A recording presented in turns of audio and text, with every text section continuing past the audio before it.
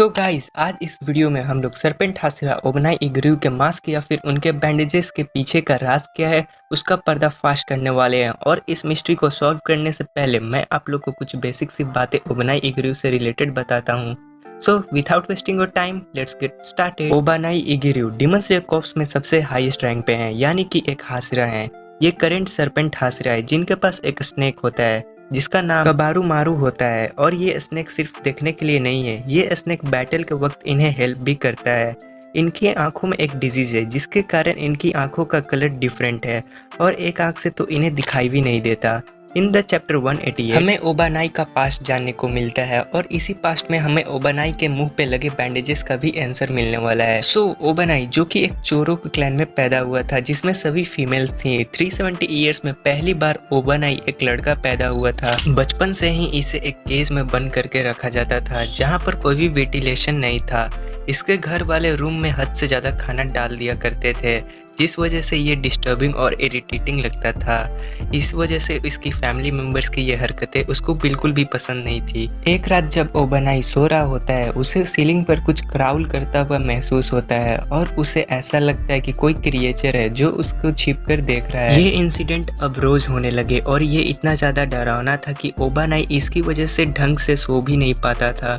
उससे रोज ऐसा लगता था कि कोई बड़ा सा क्रिएचर है जो कि छत पर घूम रहा है और वो क्राउल करते हुए उसको झांक रहा है और ये बहुत ही ज्यादा डरावना था इस छोटे से बच्चे के लिए। जब ओबानाई 12 साल का हुआ फाइनली उसे उस केज से निकाला गया और घर में ही एक लग्जरियस रूम में ले जाया गया जहाँ पर एक डीमन थी और इसके घर वाले उस डीमन की पूजा करते थे और उसे अपने बच्चों को बलि चढ़ा दिया करते थे एक लग्जरियस लाइफ के बदले। उस डीमन को बच्चों को खाना बहुत ही पसंद था और उसके क्लैन वाले अपने बच्चों को सैक्रिफाइस कर दिया करते थे सिर्फ एक लग्जरियस लाइफ के बदले। और वो डीमन जिन भी लोगों को मारती थी उनका सामान, उनका पैसा और प्रॉपर्टी सब इन लोगों को मिल जाता था। इन शॉर्ट एक लग्जरियस लाइफ के बदले में ओबानाई के फैमिली वाले अपने ही बेबीज को सैक्रिफाइस कर दिया करते थे और एक डीमन की पूजा किया करते थे। जब ओबानाई उस डीमन को देखता है और देखते ही वो समझ जाता है ये वही क्रिएचर है जो कि छत पे क्राउल किया करता था और इसे छुप के देखता था। इस डीमन की ऊपर की बॉडी ह्यूमन जैसी थी और नीचे से पूरा स्नेक था और उसका चेहरा भी काफी कटा हुआ सा था।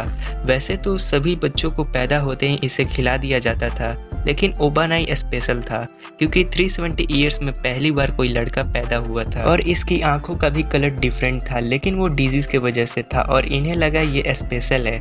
इस वजह से ओबानाई के 12 होने का वेट किया गया लेकिन वो डीमन इन्हें कहती है इसे और बड़ा होने दो ताकि मैं इसे अच्छे से एंजॉय कर सकूं। अब ओबानाई को और बड़ा होना दिया जाता है लेकिन वो डीमन कहती है इसका मुंह काट दो और इसका मुंह मेरी तरफ बना दो। अब ओबानाई के घर वाले उसका मुंह काट देते हैं और उसके मुंह से जो भी ब्लड गिरता है वो ब्लड उस डीमन को दे देते हैं पीने के लिए। ओबानाई का मुंह बहुत बुरी तरह से कट चुका होता है और ओबानाई के मुंह पर बैंडेजेस लगा दिया जाता है। सो आपने भी नोटिस किया होगा ओबानाई के मुंह पर हमेशा बैंडेजेस बांधे हुए होते हैं।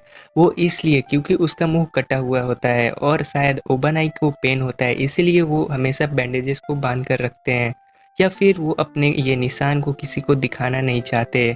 बाय द वे हमारा जो टॉपिक था ओबानाई के बैंडेजेस के पीछे का राज क्या है, सो ये टॉपिक हमने कवर कर लिया है। लेकिन मेरे को लगता है तुम लोग को आगे की स्टोरी जानना है कि कैसे ओबानाई उस डीमन से बचता है और सरवाइव करते हैं। तो चलो आप लोग की डिमांड पर आगे कंटिन्यू करते हैं। इसके बाद जब ओबानाई केज में जाता है तो उसके पास एक हेयर पिन होता है जिसकी मदद से वो उस केज से बाहर निकलना चाहता था। ओबानाई को सिर्फ एस्केप करना था और किसी तरह से सरवाइव करना था। ओबानाई इस वक्त किसी पे भी ट्रस्ट नहीं कर सकता था सिवाय एक के और वो था उसका वो स्नेक। फाइनली ओबानाई उस केज को तोड़ देता है, मतलब किसी तरह से एस्केप करने का रास्ता बना लेते हैं और वहां से वो बाहर निकल जाते हैं। लेकिन ये बात उस डीमन को पता चल जाती है और ओबानाई को पकड़ने के लिए लोगों को पीछे भेज देते हैं। अब रास्ते में ओबानाई को भागते भागते फ्लेम हाशिरा मिलते हैं। फ्लेम हाशिरा यहाँ पर रेंगोकू नहीं होते हैं, उनके डैड होते हैं और रेंगोकू के फादर ओबानाई को बचा लेते हैं उस डीमन को मारकर। लेकिन वो डीमन इससे पहले ही ओबानाई के क्लैन के ऑलमोस्ट सभी लोगों को मार देती है। ओबानाई की फैमिली पूरी तरह मर चुकी थी सिर्फ एक को छोड़कर, वो थी इसकी बड़ी बहन। इसकी बड़ी बहन ही सिर्फ बची हुई थी लेकिन वो भी इसे अपनाने से मना कर देती है। वो ये कहती है हमारे फैमिली का मरने का रीज़न सिर्फ और सिर्फ तुम ही हो। और अब इन सब को झेलने के बाद ओबानाई के पास कोई ऑप्शन नहीं बचा था। ओबानाई को अब बस डीमन स्लेयर बनना था और डीमन स्लेयर कॉर्प्स ज्वाइन करके लोगों की मदद करना था और डीमंस को मारकर उसको अपने पापों की प्रायश्चित करना था। सो गाइज, आप लोग कमेंट में बताना आप लोग को ओबानाई इगिरू का कैरेक्टर कैसा लगा। यार, जब मैंने पहली बार ओबानाई को एनिमे में देखा था तो वो मुझे इतना पसंद नहीं थे, लेकिन यार ये स्टोरी सुनने के बाद सच में बहुत ही ज़्यादा ये इमोशनल स्टोरी थी, जिसके सुनने के बाद उनकी नज़रों में नहीं, मतलब मेरी नज़रों में उनकी रिस्पेक्ट बहुत बढ़ चुकी है।